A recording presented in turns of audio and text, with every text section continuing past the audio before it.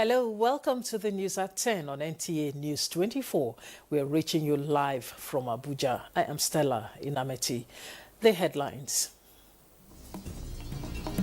Senate demands more military deployment to Northeast amidst resurgence of terror attacks.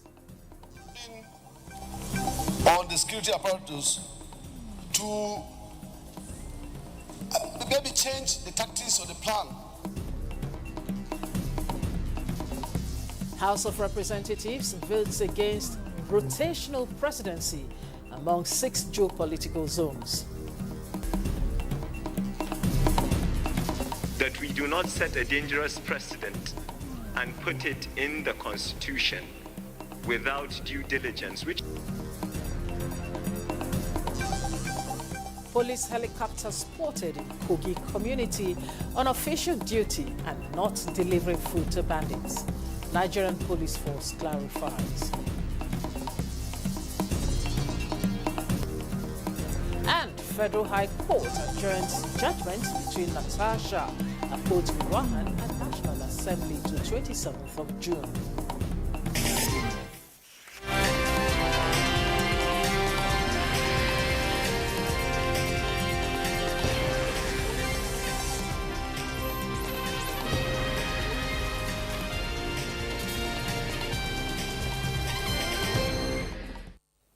Thanks again for joining us. Now the news in full. Vice President Kashim Shettima says though critical reforms in key sectors of the economy, the Tinubu administration has addressed most of the critical issues and creating the right environment for investments in Nigeria. State House correspondent Abdulrahman Jibrila reports that the Vice President stated this when he received a delegation from the Islamic Development Bank Group led by the head of its regional hub, Hamad Hundal, on a courtesy visit at the presidential villa. He pointed out that with well-thought-out interventions in human capital development, nutrition, agriculture, health, education and promotion of digital trade, the administration has demonstrated commitment in addressing challenges in critical sectors. Vice President applauded Nigeria's partnership with the Islamic Development Bank, noting that both entities are based primarily on the country's national interest, noting that the bank's programs in Nigeria aligned with the renewed hope agenda of President Tinubu across different sectors. Especially in the IDICE program, in the SAPZ programs. These are programs that are very dear to the hearts of the present administration, to the heart of President Bola Ahmed Tinubu.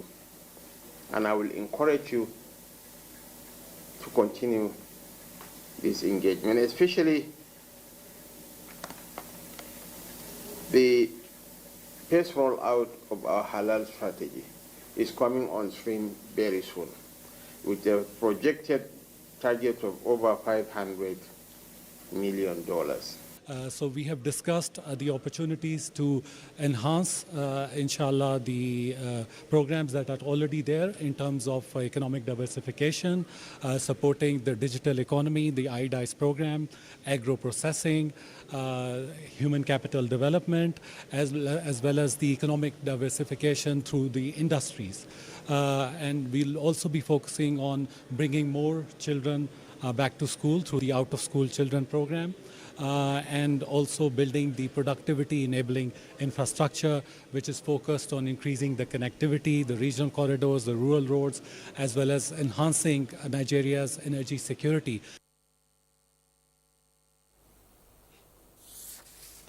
And from the National Assembly, the House of Representatives has rejected the second reading of a bill seeking rotational presidency among the 6 geopolitical zones. The Constitution Alteration Bill sponsored by Deputy Speaker of the House, Benjamin Kalu, failed to scale the hurdle of second reading when it was put to a voice vote on the floor. National Assembly correspondent Bitaire Ikben reports. The House resumes consideration of constitutional alteration bills, and House Leader Julius Ihongiri presents 7 of them for simultaneous consideration for second reading. Lawmakers pick interest on the bill seeking rotation of the office of president among the 6 geopolitical zones, with some argument that it will address perceived marginalization. Especially the minority zones in the region, in Nigeria, which if the presidency of this nation and the vice presidency of this nation is allowed to be struggled in terms of election, they will not have a chance of getting to that climax. The rotation should go down to the governorship in all the states. Mr. Speaker, I believe every zone of the country have people with capacity. Even in this National Assembly, the speakership and the deputy speakership will zone. And if this is entrenched in the Constitution, it will bring justice. Those opposed to the bill insist that it will be restrictive and promote sectionalism. If that geopolitical zone has its own shot, the next one will wait for about 48 years. Regardless of the quality of people we'll have in that zone, this country will lose that opportunity of bringing people that will render public service for this country just because of regional affiliation. In every political parties, there is an arrangement that North will do this term, the South will do this term. So I believe this is something that we must not put in our constitution. Are we going to force parties to actually pick someone from each region? How many parties do we have? Those in support of the motion from 1 to 7 to progress to constitutional review, say aye. Those against, say nay. The nays have it. That rejection also affects 6 other bills for second reading, including a bill seeking to strip INEC of powers to register political parties and another bill to provide for Office of the State Auditors General for local governments and the FCT area councils. In order not to throw away the baby with the bathwater, the House takes a decision. I move that we rescind that decision and the question be put per bill. Let us rescind by tomorrow and take care of all this one after the other. In a separate resolution, the House mandates its Committee on Basic Education to invite the management of the Universal Basic Education Commission, UBEC, to provide report on implementation of free and compulsory education for every child in Nigeria. From the National Assembly, Mitaire Ikben, NTA News. And still from the National Assembly, Senate has adopted a motion urging more military deployment to the northeast to address the resurgence of Boko Haram in the region. This was sequel to a motion from the Senate Chief Whip, Mohammed Tahir Mungunu, and the 5 other senators from Borno and Yobe states. National Assembly correspondent Lami Ali reports. The country is experiencing a resurgence of Boko Haram. In the motion, Senator Mungunu recalls recent security breaches across locations, including the attack of this week Monday and Tuesday in Marite and Gajaram. That the state sect has resorted to planting improvised explosive devices, IEDs, in strategic areas, which when they explode always result in high casualties and obstruct vehicular movement.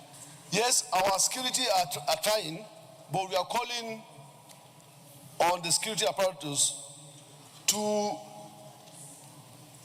maybe change the tactics or the plan. Senate urges provision of modern technology to effectively tackle the upsurge. In another motion sponsored by the Deputy President of the Senate, Barrow Jibrin, Senate adopted the call for the representation of local government areas and FCT area councils as the Federal Allocation Committee meetings to protect their interests. The Supreme Court has also pronounced to the effect that paying the local government councils through the states or the federation has not worked. Therefore, justice demands that local government councils' allocations from the federation account should henceforth be paid directly to the local government councils. Communicate this resolution to the Honorable Minister of Finance and Coordinating Minister of the Economy as the Chairman of FAC for its urgent information and necessary action. Senate has passed the bill to establish Nigeria Police University of Science and Technology in Ogun State and the Federal University of Agriculture in Kano State, also passed with the Southwest, South-South and North Central Commission Act amendment bills. This is to bring them in tandem with those of other development commissions. A bill seeking the establishment of Federal University of Technology and Vocational Studies, Yaba, in Lagos State, sponsored by Senate Leader Ogbeyemi Bamidele, passed second reading. If Nigeria, as planned, should aim to become one of the world 20 leading economies of the world in this 21st century, we must be ready to adjust and position our educational institutions so that its products are geared towards technological challenges inherent in such projections. Meanwhile, Senators Adamu Aleru, representing Kebbi Central, Yaya Abdullahi of Kebbi North Senatorial District, and Garba Medoki from Kebbi South Senatorial Zone defected from the People's Democratic Party, PDP, to the All Progressives Congress, APC. Their defection brings to 68 the number of APC senators in the Red Chamber. From the National Assembly, Lami Ali, NTA News. Meanwhile, the Nigeria Police Force has clarified a report on a circulating video showing a police helicopter near armed individuals, contrary to misleading claims that the helicopter was delivering food to bandits. The footage, in a statement by Force Police Relations Officer ACP Olumuyiwa Adejobi, captured a legitimate security operation of May 10, 2025, noting that it was a conducted joint security operation, including local vigilante groups and hunters, in the Obajana area of Kogi State to combat banditry and kidnapping. He said aerial support from the police helicopter was essential for the ground forces involved. He urges the public to disregard false claims about the video and rely on official police communications for accurate information on security activities. The Nigerian Air Force is to launch Civilian Arm Mitigation and Response Action Plan as part of efforts to further enhance civil-military relations. Chairman, 61st NAF Day celebrations, Air Commodore Sylvester Eyoma, made this known while highlighting activities lined up for the celebration in Abuja. Defense correspondent Olajide Bello reports. 13 Charlie 130 requesting gesture from Akodi. 61 years and still waxing stronger, and yet another time to take stock, reflect on the past and project for a brighter future.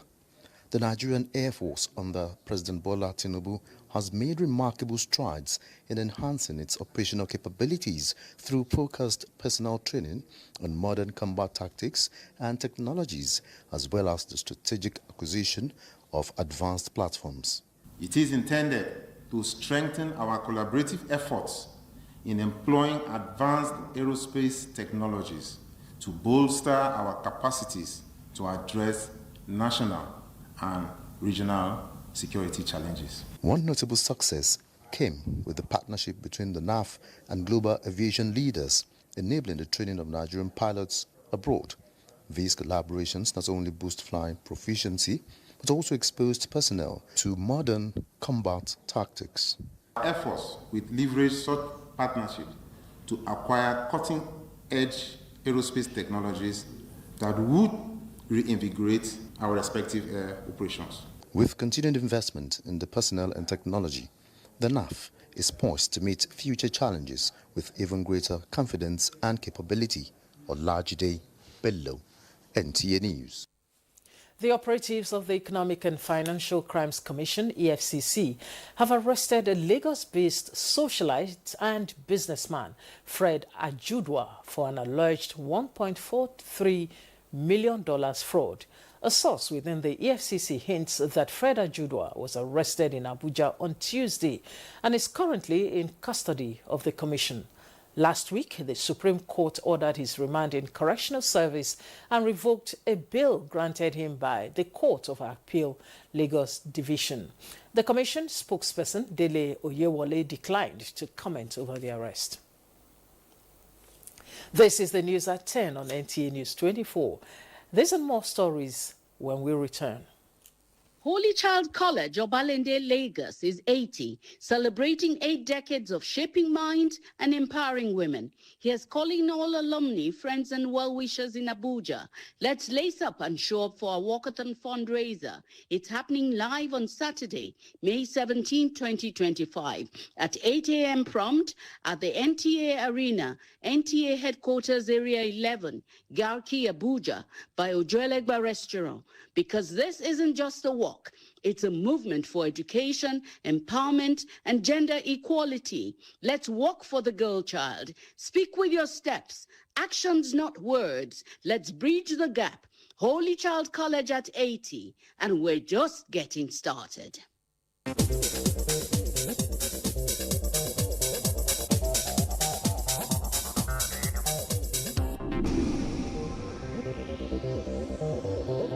This is NTA News 24. Thanks for staying with us. Operatives of the NDLEA in Niger State has intercepted a fuel truck loaded with cannabis along Kaduna and Suleja Road. The report.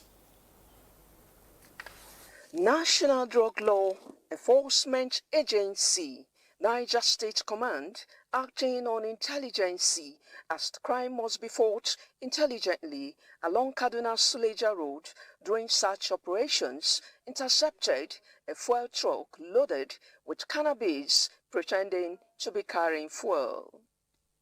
According to NDLEA Commander Niger State Shehu Noma, the 244 bags of cannabis with a combined weight of 3,047 kilograms was the first of its kind and the highest single seizure in recent times. This consignment, 244 bags, were weighed and it was found to be 3,047 kilograms, which in the history of NDLEA in Niger State, this is the first of its kind, a single seizure where such large quantity is apprehended is the highest.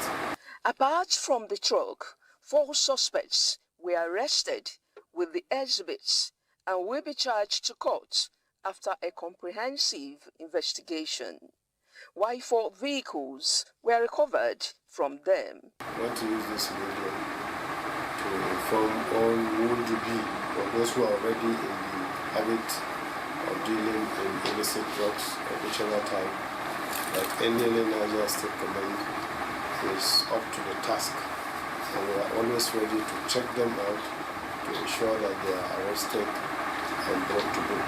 And when they are arrested, they should be rest assured that they have no any other option than to face the law. And the provision of the NDLEA Act is 25 years imprisonment or at the discretion of the judge. The agency is calling on patriotic Nigerians to join the war against illicit drug trafficking and abuse and contribute towards improving the country's image, while parents and religious leaders have the moral obligation of keeping Nigerians on the right path, as the law is no respecter of anyone. Chidi Ansin, Agomo, NTA News. The federal government says it will continue to sustain the fight against pipeline vandalism and illegal dealings in petroleum products without lawful authority and appropriate license. Edidion Iba reports that this was as a special prosecution team arraigned one person at the Federal High Court sitting in Uyo on a 2-count charge of willful tampering with oil pipelines. Incessant vandalism of pipelines and illegal dealings in petroleum products, the federal government, through the Special Prosecution Team against persons involved in pipeline vandalism and crude oil theft, says the ongoing prosecution of suspects is a deliberate effort by the team to curb issues of destruction of national assets. The suspect, one Stanley Young Abawola, is accused of allegedly conspiring with 2 others at large for illegal bunkering, tampering with an oil pipeline and dealing illegally in petroleum products without license. Counsel to the prosecution team, Frederick Dibang, says the team is being set up to complement efforts of the federal government to protect national assets. Filed a 2-count charge against the defendant. Count 1 borders on conspiracy. Count 2 borders on tampering. Upon the charge being read and explained to defendant, he pleaded not guilty, and we have asked for a date for hearing. The counsel to the defendant applied for the bail, and we informed the court that we will serve with this bail application on Friday, and we just responded by filing our counter this morning. The team comprises law enforcement agencies such as the Nigerian Police, the Economic and Financial Crimes Commission, the Nigerian Security and Civil Defense Corps, the Department of State Security, the Nigerian Army, and the Nigerian Navy. The case has been adjourned to the 2nd of June 2025 for ruling on his bail application and commencement of hearing. In Uyo, Edidioniba, NTA News. And from the judiciary, Federal High Court in Abuja has adjourned to the 27th of June for judgment on the matter between Natasha Akpoti-Uduaghan and the National Assembly. Presiding Judge Justice Binta Nyako fixed the date after parties adopted their final written addresses in the suit filed by Senator Natasha Akpoti-Uduaghan, challenging her suspension by the Senate. The motions filed by the plaintiff include contempt of court order by the Senate, the process that led to her suspension, and equally asked the court to dismiss the motions of the defendants seeking to dismiss the case for lacking in merit, while the first, second, third and fourth defendants all urged the court to dismiss the suit on the grounds that it lacks merit and that it has also been overtaken by events, as well as that the court lacks the jurisdiction to hear the matter. Minister of Information and National Orientation, Mohammed Idris, has re-emphasized that President Bola Tinubu welcomes constructive criticism at all times, but will never allow himself to be distracted from doing what is right for Nigeria. He represented the president at the launch of a book titled Being True to Myself, an autobiography of former Jigawa State Governor Sule Lamido, who is also the author. Salihu Abdullahi Gwanara reports. Being True to Myself, authored by the former governor of Jigawa State, Alhaji Sule Lamido, unbundles actual political and other happenings in the country from the tail end of the Second Republic. As a passive spectator initially, and later an active and real participant in Nigeria's political evolutionary process, Sule Lamido publicly unveils this captivating autobiography. Given his background, he pays special attention to the ordinary people, the Talakawa. From former President Olusegun Obasanjo to former head of state, General Abdulsalami Abubakar, represented by Professor Atahiru Jega, they believe that viewing from his antecedent, Sule Lamido can easily be excused for his bold and blunt truthfulness when it comes to speaking his mind on any given issue. President Olusegun Obasanjo discovered these attributes early in Sule Lamido and probably was one reason for the enormous confidence he had in him to make him Nigeria's foreign affairs minister, besides writing a foreword to Being True to Myself. Sule, I thanked you at that time, but on this occasion, again, I will thank you for the great job that you did. It's good that people write so that we can learn a lot of experience. Many here believe that Sule Lamido belongs in the radical political calling. As the former governor of Jigawa State, is somebody we cherish and is somebody we respect. I would like to appeal to the president for the table to close the chapter of June 12th. In his book, General Babangida revealed that Abiola won the election. Being True to Myself have a central role and say in all other political arrangements that culminated in the formation of the People's Democratic Party. Indeed, Sule was a founding member who has tenaciously stuck with the party to this day. Timothy Yusuf, NTA News. Well, that's Timothy Yusuf's report. Now we'll take the reaction from the Minister of Information and National Orientation, Mohammed Idris, who represented the president at the book launch.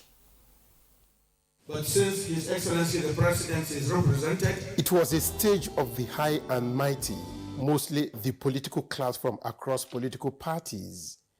On stage, on behalf of President Bola Ahmed Tinubu, is the government spokesman who acknowledged the resilience of Nigerians that are keeping faith in the policies of the renewed hope government that is demonstrating impactful governance. After a somewhat rocky start, owing to the toughness of the inevitable reforms that he has embarked upon, we are now entering an era of intended beneficial outcomes underlined by macroeconomic stability. Have there been some pains accompanying these efforts? Of course, yes. The President himself will be the first to agree, but he remains resolute in his commitment to introducing programs and policies to alleviate these pains and make life better for all Nigerians. Take the example of the tax laws, which will hopefully be signed any moment. This is intended to grow our revenues, not just for the federal government, but also for the subnationals, while also taking care not to impose additional burden on all taxpayers. The president described the author and his intellectual property as a significant contribution to Nigeria's political literature and democratic discourse. In Abuja, Salihu Abdullahi Gwanara, NTA News. It's time now for another break. We'll be back with more stories. Stay with us.